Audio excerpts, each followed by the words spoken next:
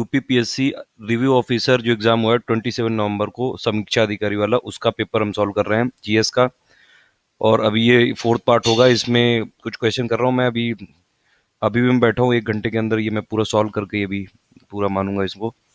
28 question में मैं बताया था पिछले पार्ट में गलत है, क्वेश्चन गलत नहीं, एक्चुअली मैंने फिर से इसको सॉल्व किया। तो देखिए, अगर आप इसको देखेंगे ध्यान से, इसमें देखिए 3 के बाद आया 5, 5 के बाद आया 8, 8 के बाद 13, फिर 22, फिर वो नेक्स्ट पूछ रहा है। तो देखिए 3 और 5 के बीच में गैप है 2, 5 और 8 के बीच में गैप है 3, 8 और 13 के बीच में गैप है 5, 13 और 22 के बीच में गैप है 9। अब इन दोनों के भी बीच में अगर आप गैप निकालेंगे, 2 और 3 के बीच में 1 है, 3 और 5 के बीच में 2 है, 5 और 9 के बीच में 4 है। तो 1 2 4 यानी कि 2 से मल्टीप्लाई हो रहा है, तो यानी कि अगला होगा 8। तो 8 को अगर आप इसमें जोड़ेंगे तो 9 + 8 हो गया 17। अब 17 को आप 22 में जोड़िए तो 28 का आंसर आ जाएगा। 22 + 17 यानी कि 39। 29।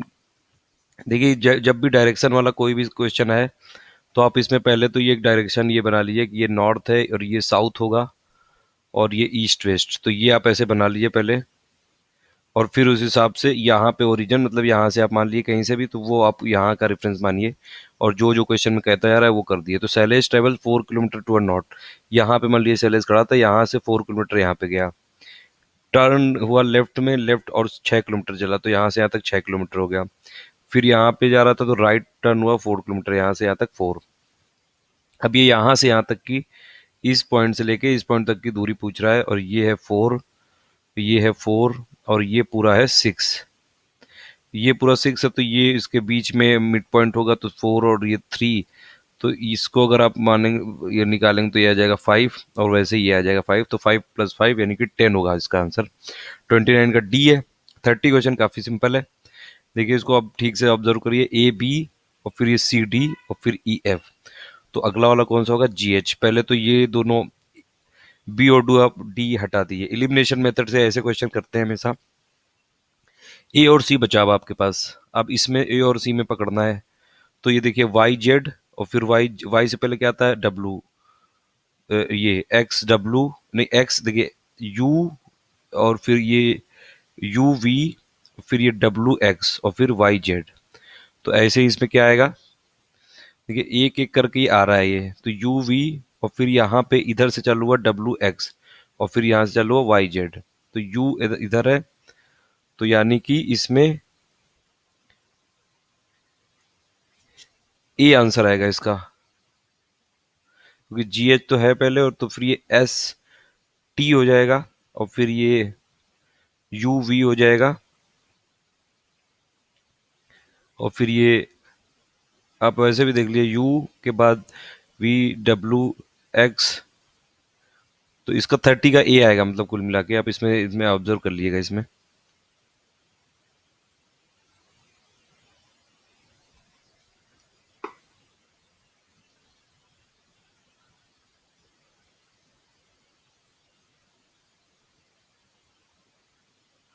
ए आएगा इसका आंसर 30 का, याद रखिएगा।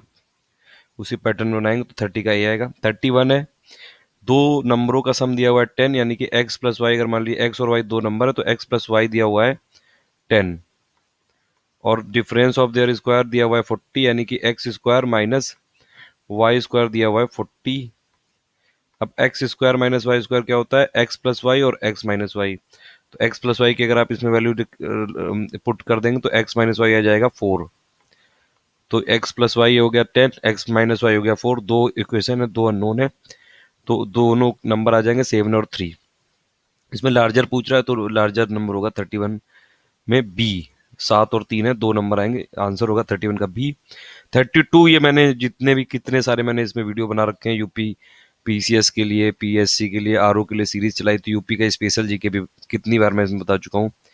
लिटरेसी रेट जो यूपी का है वो 67.68 है। 33 है, among all the states of India what is the rank of UP. देखिए, ये भी मैं कई बार आपको बता चुका हूँ, जो यूपी स्पेशल आपको वीडियो बना के रखा है उसमें यूपी का अब एरिया हो गया है 4th। ये देखिए, ये 4 एरिया दिए हुए हैं। राजस्थान सबसे लार्जेस्ट स्टेट है एरिया वाइज इंडिया में। सेकंड नंबर पे एमपी, थर्ड नंबर पे महाराष्ट्र, और फोर्थ पे हो गया यूपी। तो आप याद रखिएगा। फिर ये 34 है, इन विच ईयर भारतेंदु नाट्य एकेडमी वॉज एस्टेब्लिश्ड। ये 1975 में बनाई गई थी। जीके का क्वेश्चन है डायरेक्टली। 35 है कि इमदाद खानी घराना, ये जो सितार और सुरबहार से रिलेटेड, ये किस प्लेस पे है? ये इटावा पे है। मैंने गूगल पे सर्च करके देखा है इसमें। 36 है, कौन सा नॉट करेक्टली मैच्ड है? वीट और ये शुष्क सम्राट, ये नॉट करेक्टली मैच्ड है। देखिए, क्वेश्चन जब भी ऐसे एग्जाम में हो ऑब्जेक्टिव, उसमें ये जरूर पड़िएगा कि नॉट करेक्टली पूछ रहा है कि करेक्टली। कई बार हम सोचते हैं कि करेक्टली ही पूछता है और उस चक्कर में आते हुए आंसर भी गलत हो जाता है। इसमें नॉट करेक्टली पूछा है, तो इसमें नॉट करेक्टली कौन सा हो गया? वीट का शुष्क सम्राट। शुष्क सम्राट है, ये राइस क्या एक्चुअली वैरायटी है। तो 36 का होगा बी। 37 है, ये किस डिस्ट्रिक्ट में मार सॉइल ये पाई जाती है? मार सॉइल एक्चुअली क्या है? ये ब्लैक सॉइल की एक प्रॉपर ये वैरायटी है, और इसको जनरली ब्लैक कॉटन बोलते हैं। देखिए लिखा हुआ है इसमें। और ये हमीरपुर में और झांसी में पाया जाता है, तो ये झांसी में है। ये 37 का होगा बी। 38 में नॉर्मल सा ये सवाल है। ए का ब्रदर है बी, और फिर बी की देखिए, इसमें से डायरेक्टली आप इसमें सॉल्व कर लीजिएगा, ज़्यादा इसमें कोई वो नहीं है। और बस डायरेक्टली इसमें ऐसा ही होता है कि जो भी मेल हो उसको आप वैसे कर सकते हैं, ये वाला बॉक्स बना के कर सकते हैं रेक्टेंगल। जो फीमेल हो उसमें सर्किल बना के। तो ए का ब्रदर है बी। देखिए ए है यहाँ पे और ये बी है। ए का ब्रदर है यानी कि ये बी होगा। बी की वाइफ है सी, यानी कि बी की वाइफ है सी। और फिर E is the daughter of A. E या इसके मतलब इसके नेक्स्ट जनरेशन है, तो ई होगा यहाँ पे। फिर ये हो गया। फिर ये D is the son of B, यहाँ पे ये बी है और इसकी नेक्स्ट जनरेशन है, यानी कि ये हो गया डी। और फिर उसके बाद F is the brother of E. F ये ई का ब्रदर एफ, यानी कि ए का ही है वो। तो यहाँ पे अगर आप देखेंगे ये एफ हो गया यहाँ पे। फिर इसके बाद G is the sister of D, यानी कि डी इधर है, तो जी यहाँ पे होगा। अब ए और जी के बीच में रिलेशन पूछ रहा है, तो ये इसका एक भाई था, तो डायरेक्टली आप देख सकते हैं अंकल है इसका आंसर। 38 का सी होगा।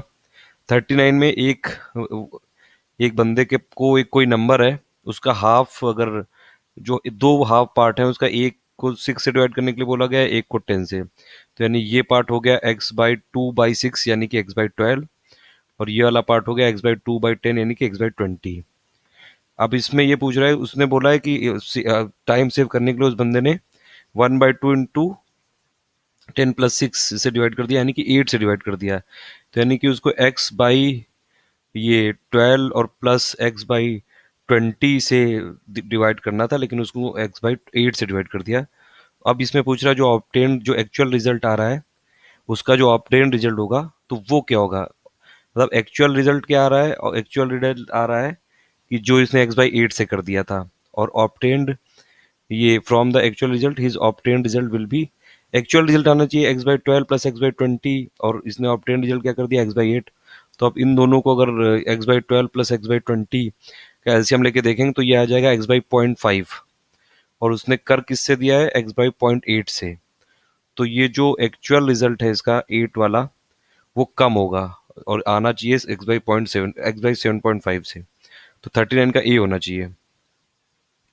40 का है जो ये रेशियो प्रोपोर्शन का बहुत सिंपल सा सवाल है, इसका होगा आंसर बी। 41 है कि आगरा में कौन इन चारों में से पैदा हुआ था? तो 41 का है डी। ये गूगल में आप देख सकते हैं, गालिब पैदा हुए थे आगरा में। फिर ललित कला एकेडमी स्टेट जो यूपी में है, वो कहाँ पे लोकेटेड है? लखनऊ में। 42 का ए। 43 का है कि who among the following taught Hindustani classical music to Shambhu Maharaj? ये रहीमुद्दीन खान ने किया था। और फिर इसका 43 का है बी। 44 है कि which among the following is not a Paramvir Chakra awardee? ये नीरज कुमार सिंह नहीं है इसमें। 45 है who among the following was the first women chief minister of UP? Sucheta Kripalani. ये तो आपको पता ही होगा, मैंने बता भी चुका हूँ मैं कई सारी वीडियो में। 45 का है बी। 46 है नॉट करेक्टली मैच है, तो ये लखीमपुर खीरी खीरी है इसमें। 47 है कि किस जगह पे मुदिन पूर्णिमा मेला ऑर्गेनाइज किया जाता है? तो ये है गोवर्धन, मथुरा में होता है ये। बाकी अभी मैं सॉल्व कर रहा हूँ, अभी 1 घंटे के अंदर आपको और भी पूरा मिल जाएगा इसमें। Thank you for listening.